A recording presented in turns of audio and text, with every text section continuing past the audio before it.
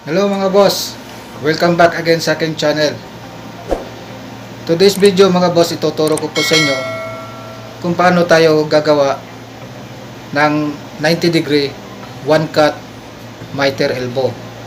So ituturo ko po sa inyo yung proseso at saka yung formula at ituturo ko din po sa inyo kung paano magmarking. So kung ikaw ay baguhan pa lang sa larangan ng pipe fabrication, ay panoorin mo lang ang video na ito at siguradong mayroon kang makukuhang aral at idea kung paano ito gawin ang one cut miter elbow. Bago tayo magsimula, kung bago ka pa lang dito sa aking channel, ay huwag kalimutan mag-subscribe at i-like at i-click nyo na rin yung notification bell para updated kayo lagi sa aking mga videos na i-upload. So mga boss, huwag na natin dito patagalin. Start na tayo.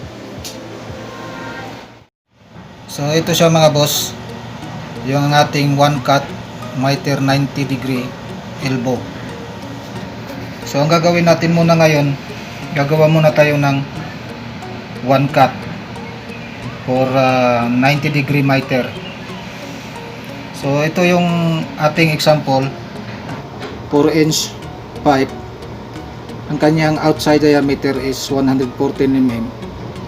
Ang kanyang circumference naman is 358 mm. Para makuha natin yung circumference mga boss, yung outside diameter ng ating pipe, which is 114 mm, i-multiply lang natin siya sa 3.1416, yung constant ng ating pi. So ang answer niya is 358, yung kabuuang circle ng kanyang pipe na 358 mm. So naghati tayo mga boss ng 12 division. Yung circumference nito na 358 ay hinati natin sa 12 division. 1, 2, 3, 4, 5, 6, 7, 8, 9, 10, 11, 12. So 12 division yan mga boss. So para makuha natin yung distance, yung circumference nito, i-divide lang natin yon sa 12. So ayan, yung circumference niya i-divide natin sa 12 para makuha natin yung bawat distance nitong ating pipe na center line. So yung answer niya is 29.83 distance per center line. So i-round off na natin yan ng 30 mm. So yung bawat distansya niya is 30 mm. Yung bawat degree naman mga boss, hinati natin to sa 12.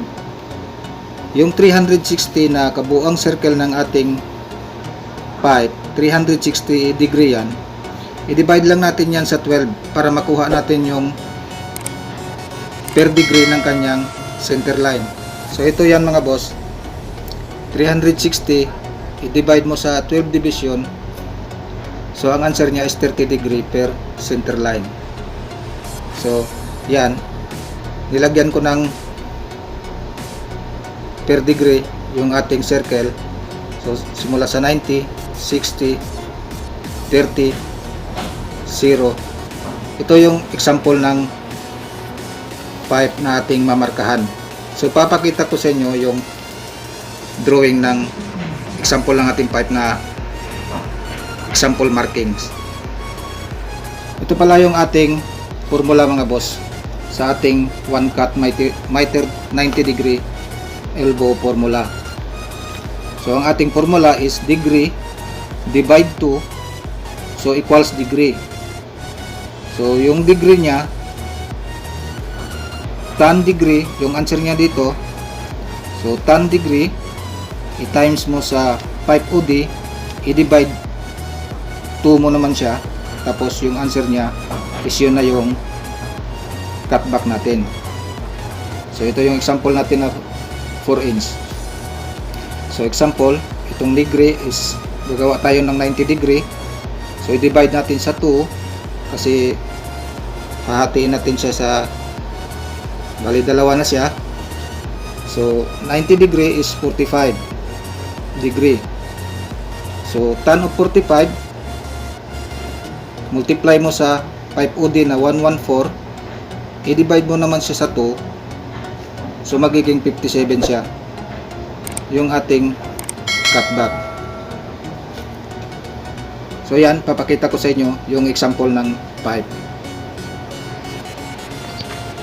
So ito siya mga boss, yung example natin. So mag-marking muna tayo dito ng straight line. Tapos simula rito hanggang dito, yun ang 57 na cutback natin. Dalawa yan kasi sa 45 yan. Sa tan of 45 natin i-multiply sa ating outside diameter sa ating pipe is 114. So i-divide natin sa 2, so magiging 57 mm siya. So yan ang resulta ng ating computation, 57. So mag-marking muna kayo ng isang straight line. Tapos simula rito hanggang dito 57 mm yan. Dalawa yan, sa taas at saka sa baba, 57 mm. So ito na yung pinaka zero natin, yung sa side ng ating pipe. So yan yung zero natin. So ito yung 30 degree at 60 degree at ito yung 90 degree nating cutback. So para makuha natin yung kung ano ang measurement dito tsaka dito sa 60 at saka 30, ito yung ating formula. Yan, yung 57 cutback natin, multiply natin sa sine of 30. Yan, sa sine of 30 para makuha natin yung measurement dito. Ang ating sine of 30 is 0.5. So half ng 57, so equals 28.5. So yan yung ating 30 degree na center line is 28.5. So sa 60 naman, simula rito hanggang dito, yan yung 57 cutback natin, multiply mo lang siya sa sine 30. So ang sine 30 natin is 0.8660. So equals, answer is 49.36. So simula rito hanggang dito is 49.36. At ito namang 57, ito na yung ating 90 degree. So yung cutback natin. So napakadali lang nito mga boss, at ipapakita ko sa inyo ang pag-calculate kung paano. So ganito lang yung pag-calculate ng ating formula mga boss. So gagawa tayo ng 1 cut 90 degree. So 90 divide natin sa 2, divide 2 equals 45. Yan na yung ating 45 degree na ating kakatingin. So 45 plus 45 equals 90. Tan of 45 times na multiply natin sa pipe OD, yung ating 114 na pipe OD equals 114. So i-divide natin yan sa 2.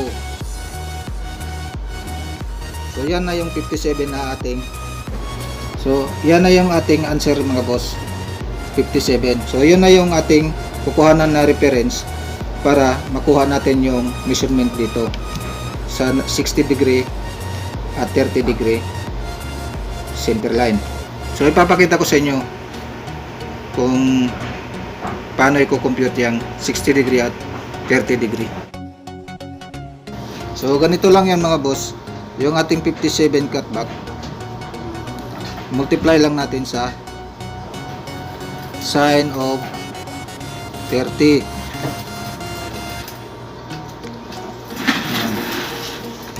Sine of 30, and close parenthesis, equals 28.5. So 28.5 yung ating answer sa 30 degree. Sa 60 degree naman, palitan nyo lang yan ng 60. Yan, 60. Yan naman yung ating answer sa 49, sa 60 degree, 49.36. Madali lang itong gawin mga boss. Sundan nyo lang yung aking formula na ginagamit. So, yan na siya mga boss, yung ating answer sa bawat degree na ating kinumpute kanina. Yung 30 degree natin is 28.5, yung 60 degree natin is 49.36, at ito naman yung ating 57 mm na 90 degree, yung ating cutback natin.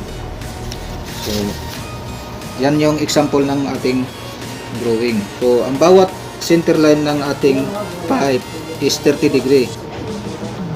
Yan, 30 degree per center line.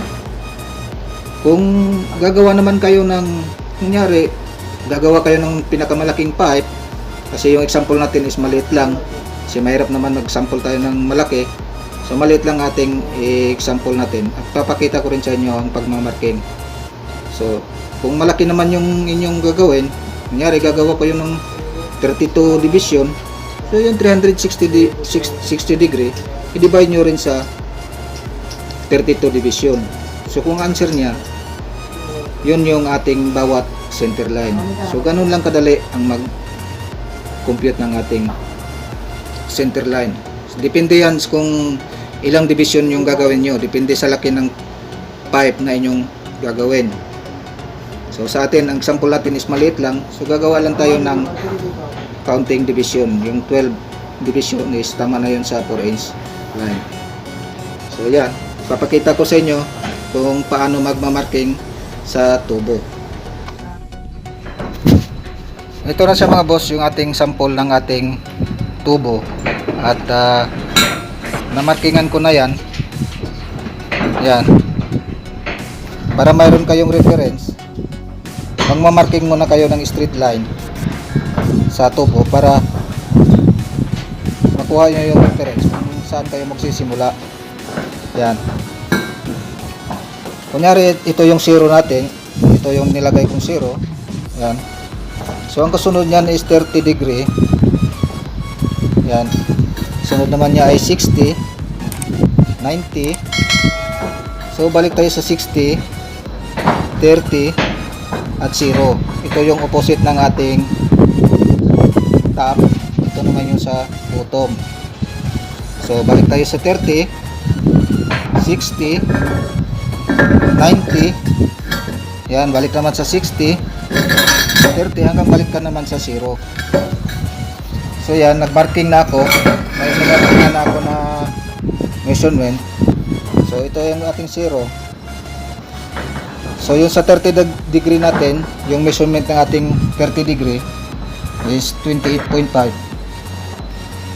So simula rito, dito yung ating reference. Simula rito hanggang dito is 28.5 sa ating 30 degree. Sa 60 degree naman is 49.36.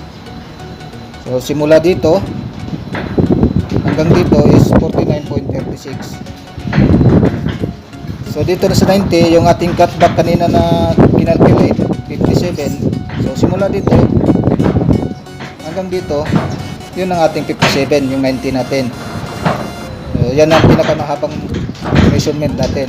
So balik tayo sa 60. Yan, paikot yan. Kung ano yung measurement na kinalculate nyo, yun lang, paikot nyo lang sa 60, 30. So 0 dito.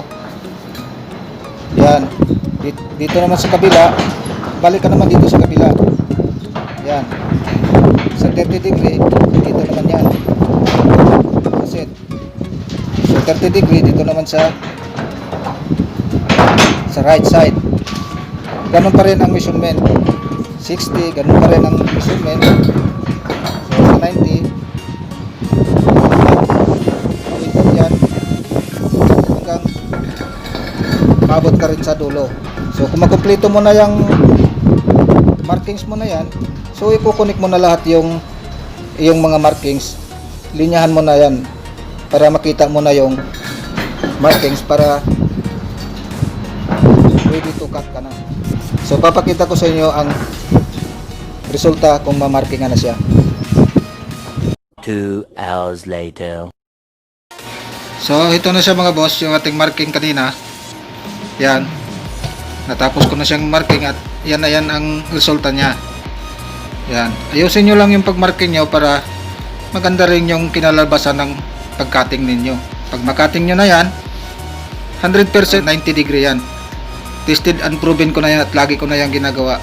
So sa ngayon, hindi ko muna siya kakatingin. Ipapakita ko muna sa inyo yung actual marking na lang muna kasi wala pa tayong gagawin ngayon na job order. So pag mayroon na tayong job order, papakita ko rin sa inyo kung anong resulta niya sa pagpipit up. So yan, lagi ko na yung ginagawa. So ito yung tamang proseso ng paggawa ng one cut 90 degree miter elbow. So yan, pwede na ninyo yan kakatingin.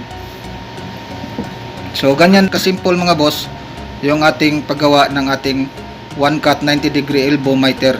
Kung hindi nyo pa masyadong kabisado ang paggawa nito, so practice nyo lang. Praktisan nyo lang at siguradong makukuha din ninyo at sundan nyo lang yung aking mga ginagawa. So ganun lang kasimple mga boss ang paggawa ng one cut miter elbow 90 degree. So kung ikaw ay baguhan pa lang na gawa nito, ay kunting practice lang mga boss at siguradong matututo ka rin kung sundan mo lang ang aking ginagawa. So sana ay mayroon kayong natutunan sa video na ito at marami pa tayong mga videos na i-upload at aabangan nyo lang at siguraduhin nyo lang na naka-notified kayo lagi sa aking channel. Yun lang mga boss at sana ay nasundan nyo at naintindihan nyo mabuti yung aking mga paliwanag. At hayaan nyo pagka meron tayong job order sa paggawa ng miter 90 degree elbow, so ipapakita ko din sa inyo kung anong resulta niya sa pagkakating. So sa ngayon, marking lang muna tayo at alam kong madali lang siyang sundan. So yun lang mga boss at maraming salamat.